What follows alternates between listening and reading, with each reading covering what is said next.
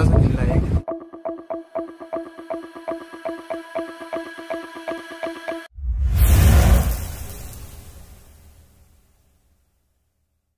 नमस्कार मंडळी, पुन्हा एकदा स्वागत आहे आपल्या एका नवीन व्हिडिओमध्ये, नवीन फेरफटक्यामध्ये। मी धनंजय आणि स्वागत करतो तुमचं फेरफटका धनंजय पोद्दारी आपल्या यूट्यूब चॅनल। तर आता केळवे पाणकोट झालेला आहे आणि आता आपण केळवा किल्ल्याला जाणार आहोत, केळवे फोर्ट बघायला। तो त्या किल्ल्यापासून या आपण समुद्राच्याच मार्गाने चालत चाललेलो। तिकडे जे तुम्हाला पूर्ण सुरूची झाडं दिसतात, जी झाडं दिसतात, त्या झाडांच्या आतमध्येच तो किल्ला आहे। तर आता आपण केळवे किल्ला बघायला जाऊया।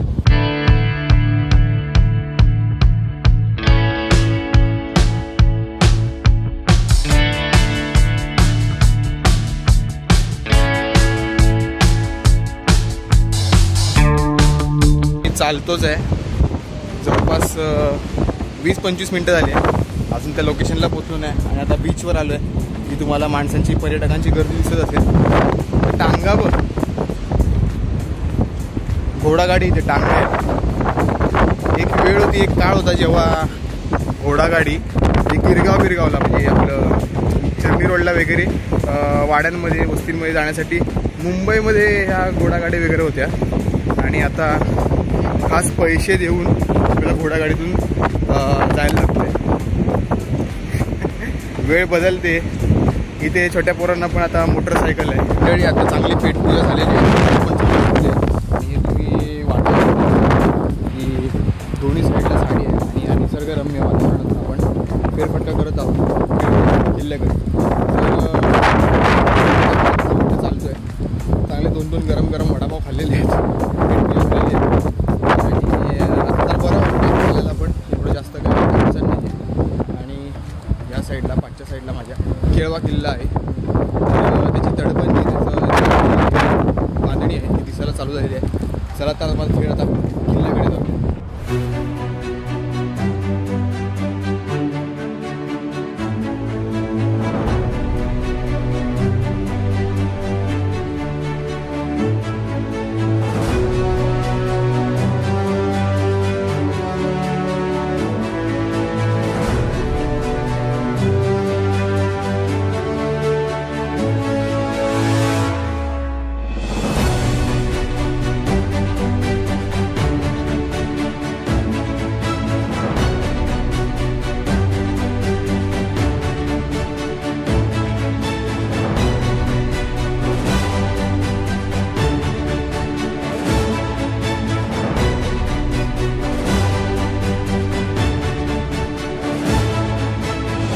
मंडळी आपण केळवा किल्ल्यामध्ये आलेलो आहोत आणि केळवा किल्ला हा अगदी छोटासा किल्ला आहे। तुम्ही बघू शकता की जेवढं काही वास्तू दिसत आहे तेवढाच हा किल्ला आहे। त्या किल्ल्याचा इतिहास सांगायला जर गेलं तर आवाज येतोय की नाही मला नाही माहिती, आवाज येतो बोलला। तर मंडळी या किल्ल्याचा इतिहास जर सांगायला गेलं तर हा किल्ला पोर्तुगीजच्या ताब्यात होता। म्हणजे हा किल्ला जसा इकडे तुम्ही बघता की समुद्र आहे, तर हा समुद्र आणि हा किल्ल्यापर्यंत किल्ला माझे समुद्र होता। जसा पाणकोट किल्ला आहे केळवेचा तसाच आपण किल्ला होता, पण हा किल्ला पाण्यामध्ये असल्या कारणाने नंतर येत गेली आणि म्हणजे किल्ल्याचं जे पाण्याचा साठा कमी झाला आणि हा किल्ला भूमीवर सुद्धा या किल्ल्याचं जे स्वरूप आहे तो आपण भुईकोट किल्ला म्हणून बोलू शकतो। भुईकोट किल्ला आहे, तर नक्की या किल्ल्याला व्हिजिट द्या। आणि ह्या किल्ल्याचा इतिहास जर म्हणायला गेलं तर हा किल्ला पोर्तुगीज स्थापत्यशैली पोर्तुगीजांनी बांधलेला किल्ला आहे। परंतु वसई मोहीम, शिवाजी अप्पांनी जी वसई मोहीम राबवली होती, तारापूर, सपाळे, वैतरणा, विरार, वसई, नालासोपारा ही जी आपली पूर्ण रांग आहे वसईची, वसईच्या मोहिमेमध्ये जेवढे किल्ले होते त्याची त्यामध्ये 10 जानेवारी 1739 रोजी मराठ्यांनी केळवे हा किल्ला जिंकून घेतला। हाच तो केळवे किल्ला आहे। ज्या झरोक्यामधून, ज्या खिडकीमधून मी आता वाकून बघत होतो तिकडे जवळपास मराठ्यांनी वेढा दिला असेल। तर मंडळी आता मी किल्ल्याच्या तटबंदीच्या वरती म्हणजे फांजीवरती आहे आणि फांजीवरनं आपल्याला हे असे झरोके आणि सुंदर असं हे झाडांचं निसर्ग सौंदर्य दिसत आहे। आणि बघू शकतो आपण की या झरोक्यांमधून पण आपल्याला सुंदर असं हिरवगार वातावरण आणि निसर्ग दिसत आहे। आणि ह्या झरोक्यामधून आपल्याला पूर्णतः अथांग पसरलेला समुद्र दिसत आहे।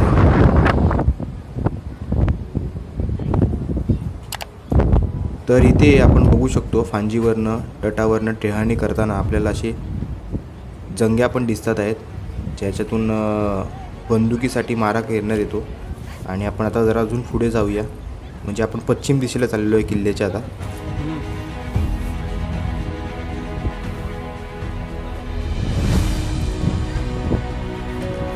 इथे खूप निसरडी वाट आहे, पण तसं जागा भरपूर आहे म्हणून मी वरती आलो, नाही तर आलो पण नसतो. आणि इथून पण आपल्याला पश्चिमेकडचा सर्वत्र परिसर दिसत आहे.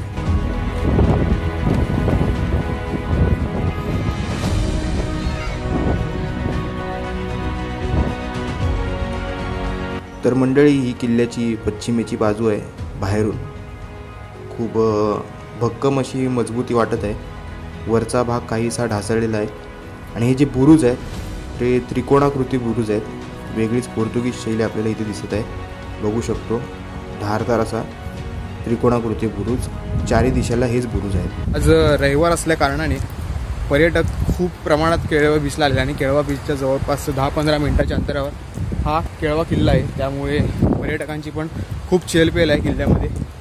काही पर्यटकांना केळवा किल्ला काय आहे माहिती नाही आहे. त्यांना असं वाटतं आहे की फक्त एक वास्तू होती जुनी, पण त्याला किल्ला हे रूप त्यांना माहिती नाही, किल्ला हे किल्ला म्हणतात म्हणून.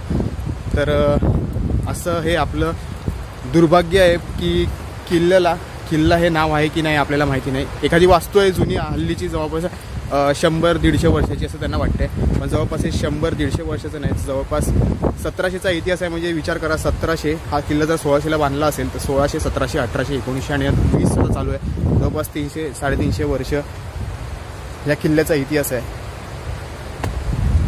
तर मग आता पाऊस चालू झालेला आहे, आपण इथून निघूया. व्हिडिओ कशी वाटली हे तुम्ही नक्की कमेंट करून सांगा. व्हिडिओ आवडली तर लाईक करा, इतरांपर्यंत ही व्हिडिओ शेअर करा आणि आपलं चॅनल सबस्क्राईब केलं नसेल तर सबस्क्राईब करून टाका. भेटूया एका नवीन व्हिडिओमध्ये नवीन फेरफटक्यासोबत. तोपर्यंत जय जिजाऊ, जय शिवराय, जय भारत.